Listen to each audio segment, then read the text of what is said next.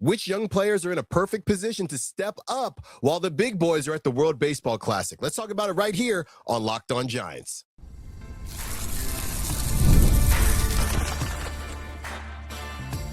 You are Locked On Giants, your daily San Francisco Giants podcast. Part of the Locked On Podcast Network, your team every day.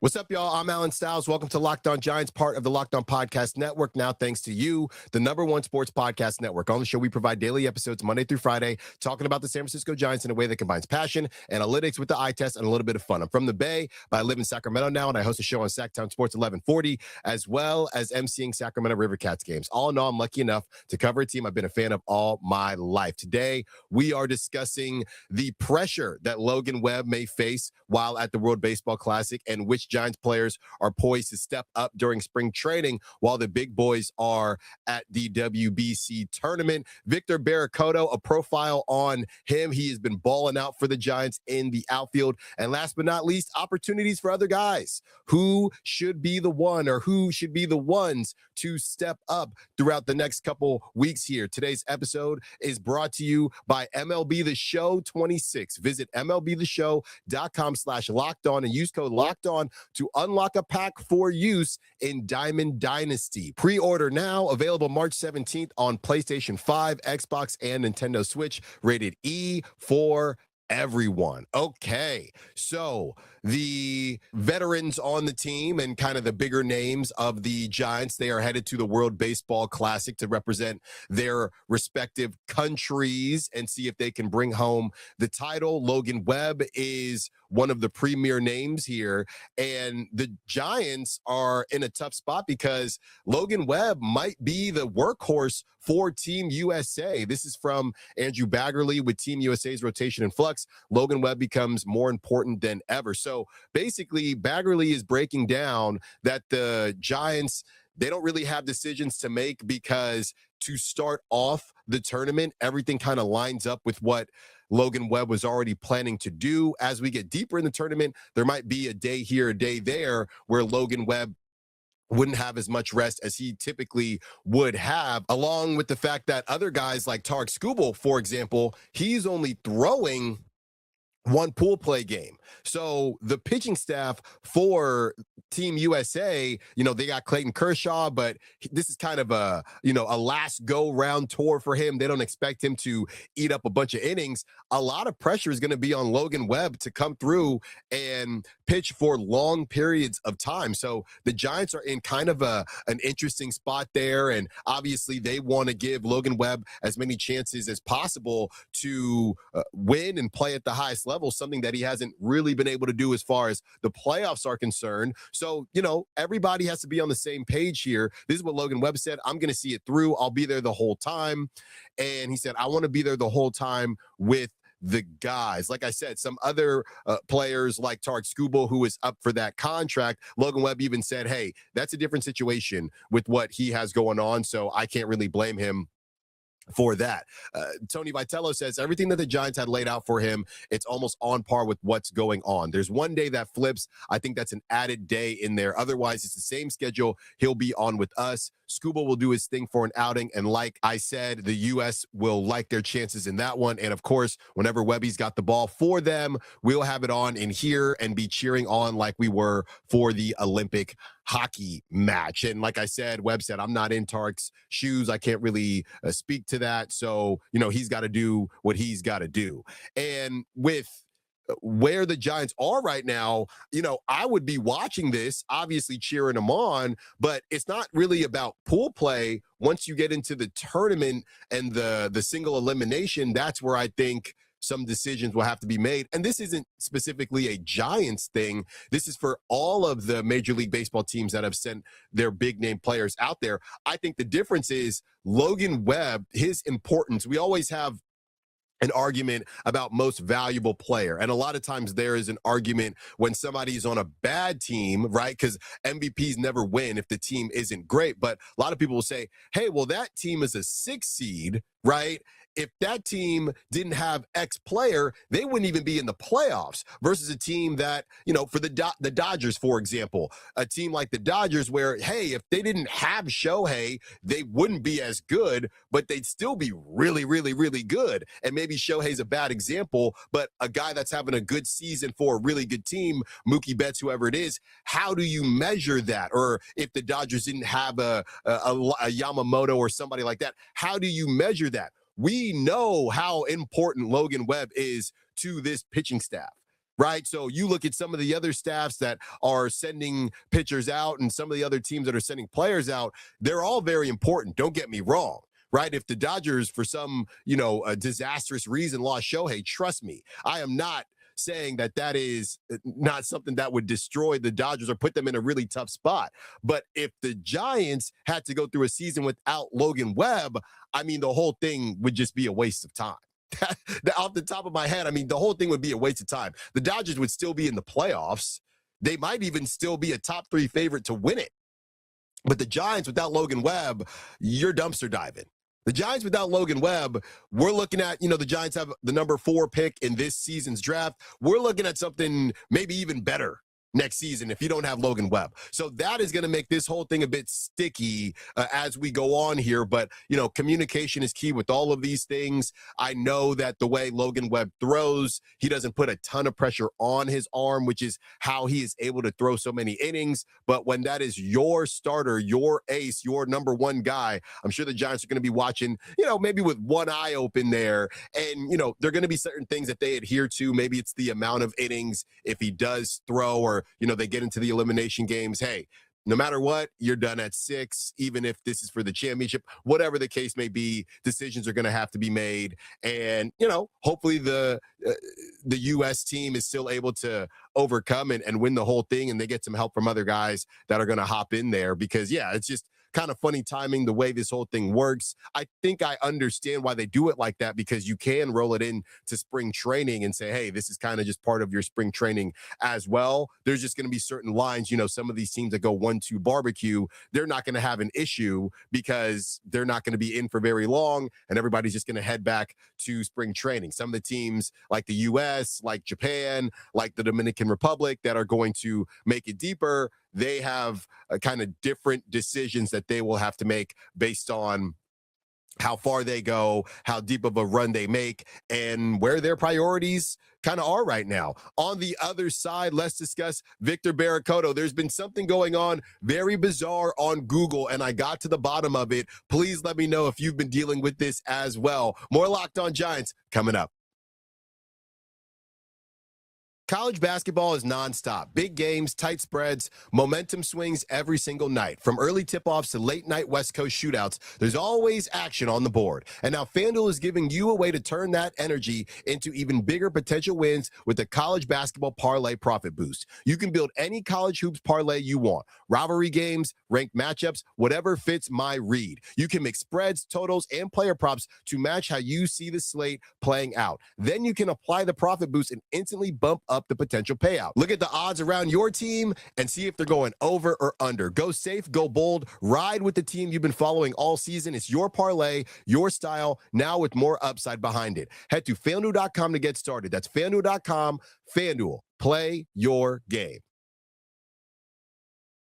Workplace chaos, deadlines stacking up, inbox overflowing, and the one position you have to fill is still sitting open. When the pressure's on and you need the right hire, this is a job for Sponsored Jobs. Indeed, Sponsored Jobs help you reach the people who actually fit what you're looking for: skills, experience, location, so you're not just hoping the right candidate stumbles across your post. And here's a stat that says it all. In the minute I've been talking to you, companies like yours made 27 hires on Indeed, according to Indeed data worldwide. So if you're hiring, spend less time searching and more time interviewing candidates who check all your boxes with Indeed Sponsored Jobs. Spend less time searching and more time actually interviewing candidates who check all your boxes. Less stress, less time, more results. When you need the right person to cut through the chaos, this is a job for Indeed Sponsored Jobs. And listeners of this show will get $75 in sponsored job credit to help get your job the premium status it deserves at Indeed.com/podcast. Just go to Indeed.com/podcast right now to support our show by saying you heard about Indeed on this podcast. Indeed.com/podcast.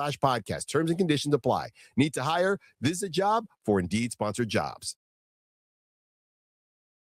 Next segment with you, and out of all of the outfielders that we talked about for that fourth outfield position, there is a guy that I didn't talk about at all. He completely flew under my radar, and apparently he's flown under everyone's radar, including Google. I'm talking about Victor Bericoto. Now, I was very, very confused last week because I'm not sure if I was the only one that went through this, but for some odd reason, and I don't know if they fixed it yet, I got to double check, Google does not know that Victor Bericoto exists.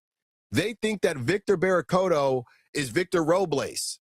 And it's confusing a lot of people because Victor Robles is still on the Mariners. Okay. And I went to see who is this guy balling out for the Giants, and I kept seeing Victor Robles. So it took me a while. I had to cross-reference a lot of stuff on the internet and double-check what in the heck is going on. So you see when it's Susan Slusser or Shanna Rubin, whoever it is, posting the lineup, but then you go look at the actual lineup in Google, but even MLB.com, I think for a second, did not have Victor Bericoto. Can we put some respect on my guy's name?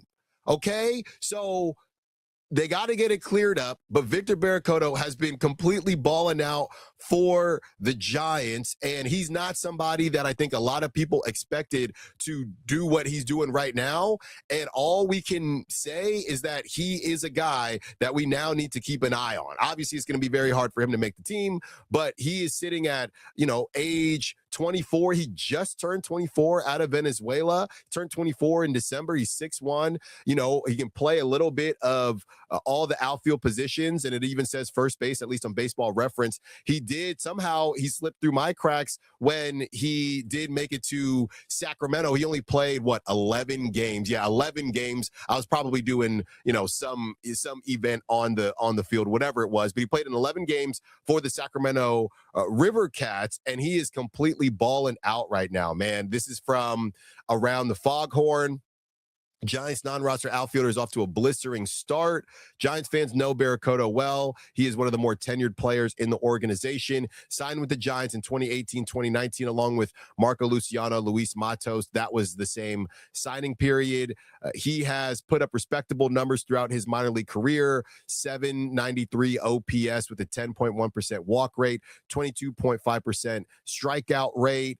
And his best season was in 2023 with an 840 OPS with 27 home runs, 86 RBIs. Over the past couple seasons, Bericoto has worked primarily in the upper minors. Like I said, that brief stint in AAA. He re-signed with the Giants before becoming a free agent this past winter.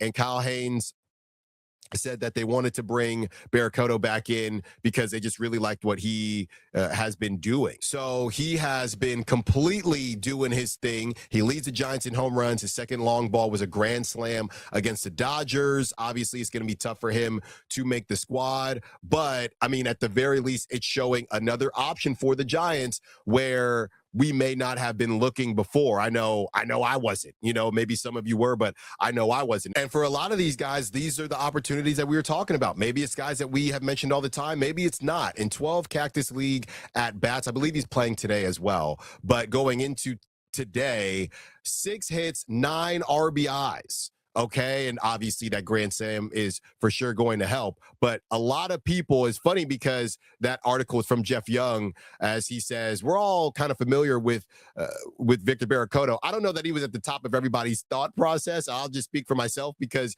you go through a lot of these different comments. A lot of people are confused as to, wait, who was Victor Bericoto again? He was 5 for 12, 2 home runs at the time. Then he had another RBI. So I think he's 6 for 12 with a 1.455 OPS, which is just absolutely insane. So this is a guy that's really starting to turn heads and somebody that we can at least keep an eye on in Sacramento, assuming that he's out there. I know I'll keep an eye on him this go around for sure.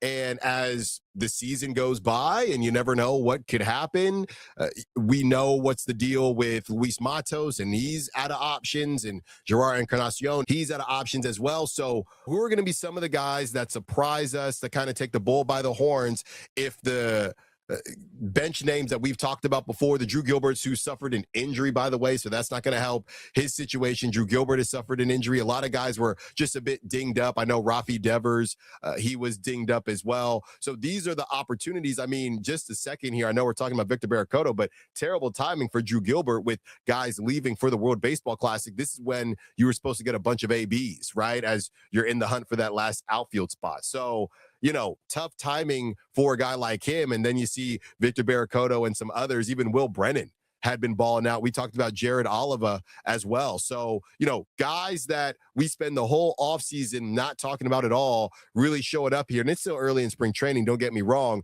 but giving us something to look forward to and something to be excited about, on top of the names that we are used to, the Bo Davidsons, the Dakota Jordans, guys like that. So this is it's the spring, but it's almost a winter wonderland of prospects that we're just picking and choosing and seeing who's going to show up when the Giants need it the most, even if it's at the minor league level, and at least show some promise.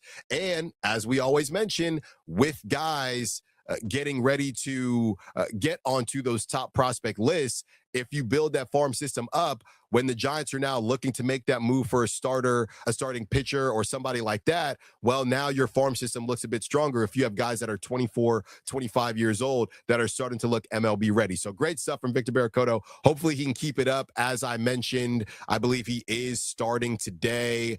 Yeah, this is Jesus Rodriguez actually playing second base, and Parks Harbor at third, Christian Koss at shortstop, Bericoto in right, Luis Matos in center, Casey Schmidt at first, Eric Haas behind the dish, Encarnacion in left field, and Buddy Kennedy as a DH with Landon Roop starting. One more segment with you. Let's get into some of those names and who can show up with the big boys headed to the World Baseball Classic. More Locked On Giants coming up. Today, I'm thrilled to be talking about our sponsor, MLB The Show 26. The greatest game in baseball is back with its newest installment. Baseball fans are going to have a hard time pulling themselves away from the game. I love all the in-game player features for the Giants that they have, being able to mess with the roster a little bit. It's just exciting to me when you're playing with your team or when you're doing franchise mode. You can kind of make things exactly what you want them to be, mold them like it's a piece of clay, but it's your clay, and you get to play the way you want to play. If you're a gamer, a baseball fan, or just want to enjoy America's favorite pastime in a new, exciting way, you are going to love MLB The Show 26. Play as your favorite team and franchise players and see if you have what it takes to win your own World Series. Visit MLBTheShow.com/LockedOn and use code LOCKEDON to unlock a pack for use in Diamond Dynasty. Pre-order now, available March 17th on PlayStation 5, Xbox Series S and X, and Nintendo Switch. Rated E for everyone. Last segment with you today, and I just read off some of those names of guys that are going to have opportunities with the World Baseball Classic dudes off on their way. I do have some notable names just to remind you who's going to be gone from the Giants. Luis Arias representing Venezuela, Harrison Bader representing Israel, Tristan Beck representing Great Britain, Jose Butel representing Venezuela, Dason Kroos representing the Netherlands, Jung-Hoo Lee, Korea, Yoel Peguero, Dominican Republic, Elliot Ramos, Puerto Rico, Reaver San Martin, Colombia, and of course, Logan Webb with the United States, along with other guys around the NL West, specifically Edwin Diaz for Puerto Rico with the Dodgers, Jake Geloff with Israel. You have Shohei Ohtani, of course, with Japan, Will Smith with the U.S., Christian Suarez, Venezuela, Yoshinobu Yamamoto with Japan, with the Diamondbacks, Nolan Arenado with Puerto Rico, Corbin Carroll with the U.S., but he is injured.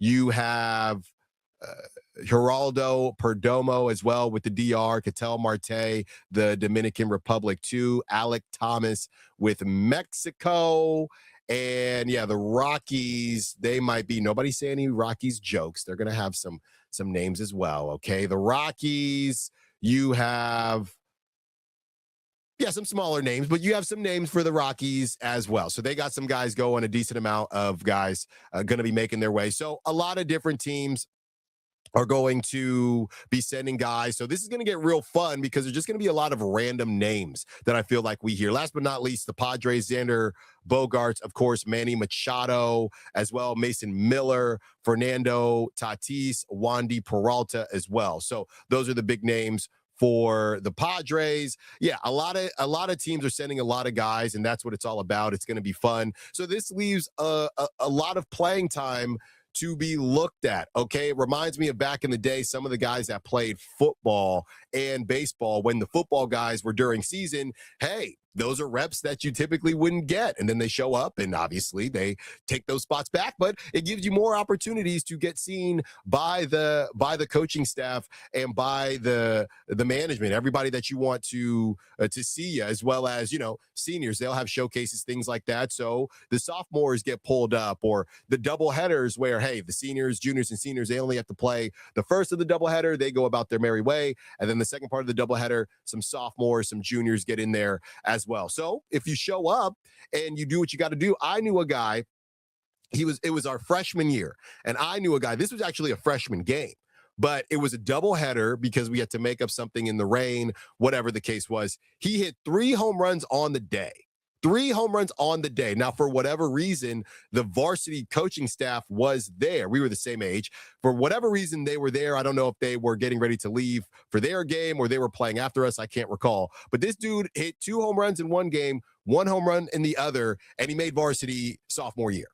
So it can happen like that. So Victor Bericoto, he reminds me of this guy that hit 3 home runs in one day in front of the varsity team. Now, it's going to be a lot harder for Victor Bericoto to make the squad still, don't get me wrong, but these are the types of things that you can do and really show up in a situation. That grand slam against the Dodgers, that type of stuff is going to stick in the memories of those coaches and everybody involved, the front office as well. So I think being only 24 is just a huge, huge deal, man. And he's a fresh 24 as well. So I'm not going to fully jump on the train as if I saw this coming, because I didn't, and it's still very early, but it is something to be excited about. You know, if when Matt Chapman hits a home run, when Harrison Bader hits a home run, okay, we like to see that, of course, but in the spring, it doesn't hit the same as some of these young guys. When Bryce Eldridge hit that home run, even Luis Matos, I know he's been on the squad, but a Luis Matos hitting a home run, and now you have Victor Bericoto hitting a couple home runs as well. So, yeah, that is going to be a huge opportunity for him. We've talked about Daniel Susac.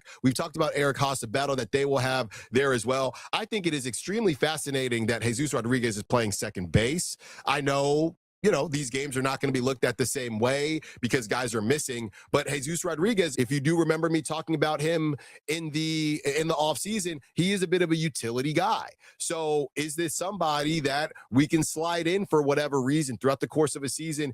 Dudes need breaks. You know, it's not just about injuries. Dudes need nights off. And if you like what he's doing better than maybe what a Christian Costa is doing, whatever the case is, or Daniel Susac is kind of locked up that backup catcher position, but you also like Jesus Rodriguez's bat, would like to get that in the lineup, just the ability. This is a very flexible lineup today. So to read it again, Jesus Rodriguez at second, Parks Harbor at third, Christian Costa at short, Victor Bericoto in right field, Luis Matos in center, Casey Schmidt at first, Eric Haas at the catcher position, and Gerard Encarnacion in left. You have Buddy Kennedy DHing. So this is, I really liked it from the Giants, just showing, hey, we're purposely going to put these guys in positions where they maybe aren't going to play a ton, because we need to add guys to our roster that can do a lot of different things. And this is from March 1st. This was, I think, the last go-around before everybody took off. You had Adames at short, Bryce Eldridge at first,